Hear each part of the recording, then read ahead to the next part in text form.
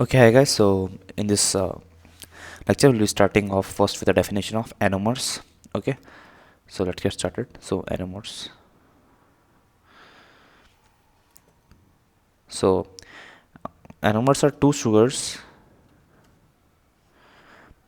which has different configuration across that chiral center, which is functional group in open chain compound. Okay, so let's get let let me write it down that anomers are two sugars which have different configuration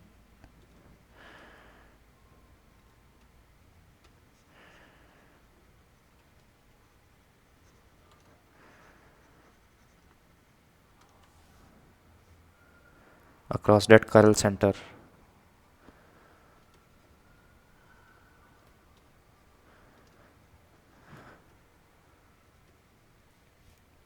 which is functional group in open chain compound.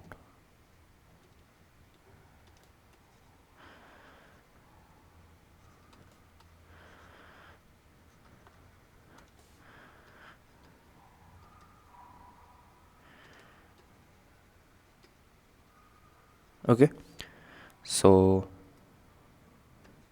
for example, in the last lecture, we actually discussed about alpha D glycopyranose and beta D glycopyranose. So both of the two uh, structures actually were having only uh, one different configuration, difference in configuration across one of the chiral centers, which was functional group in our case hemiacetal for the alpha pyranose and beta D glycopyranose. So for example, alpha D glycopyranose or glucopyranose and beta D glucopyranose. Okay, so these two are anomers. Okay, or we can say that C1 carbon is anomeric carbon in the two cases. Okay, so now let's actually move on to seeing the definition of reducing sugar, which we actually which we actually discussed in the last lecture also. So reducing sugar is nothing but carbohydrates which give positive tolerance test, or Benedict's test is known as reducing sugar. Okay, so carbohydrates giving positive tolerance test, or rather positive Benedict's test, which are both the same, are known as reducing sugars. Okay, next let us move on to see the definition of mutarotation. This is also a concept which we discussed in the last lecture when we were comparing D-glucose, beta D-glucopyranose and alpha D-glucopyranose on the positive test giving on the following parameters, and one of the parameters which we saw in the past lecture was mutarotation. Okay, so in mutarotation, it's simply the change of specific rotation of an optically active compound in a solution with respect to an equilibrium value is mutarotation. Okay,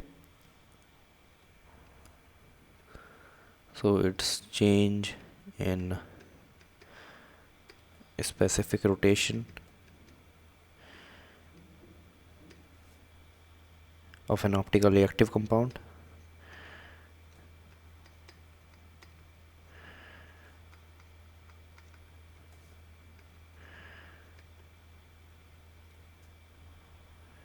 in a solution with respect to an equilibrium value.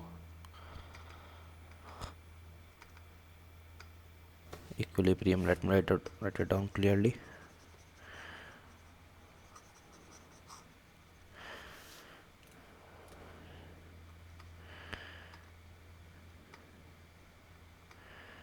Is known as mutarotation. Okay,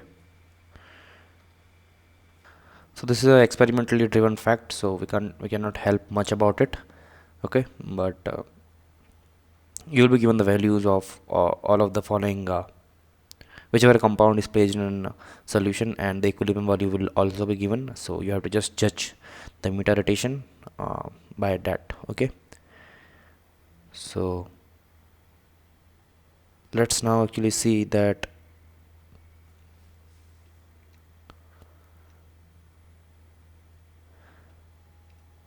something, a new concept which is known as Hawroth projection. Okay, so this is Hawroth projection.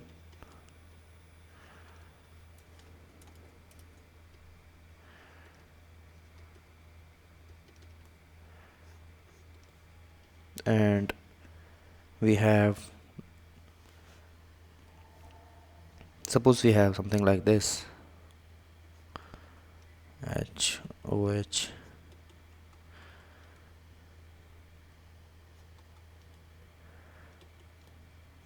or structure something like this, then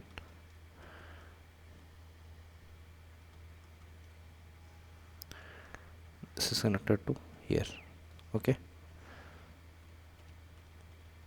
6 carbon atoms are there, 1 2 3 4 5 and 6. Okay, so what would be the Hawroth projection of this following compound? So we'll have something like, so obviously this is a beta D glycopyranose. Okay, so we'll have this as its Hawroth structure. 6-member ring is there. Okay, on the first atom we'll have, or rather on this is the first atom. On the first atom we'll have OH above the plane, H below the plane. Then on the second atom we'll have H above the plane, OH below the plane, and then similarly you can draw for the third as well and for the fourth as well. And on fifth we actually have CH2OH on one side and H on the other side. Okay, so we'll have CH2OH here and H on one side. So this is the Hawroth projection of beta D glucopyranose. Okay, so in the next lecture we'll be seeing some more representation of compounds with the Hawroth projection, and then we'll be seeing the structure of oligo and polysaccharides. Okay, so with this we come to an end of this lecture. We'll meet in the next lecture.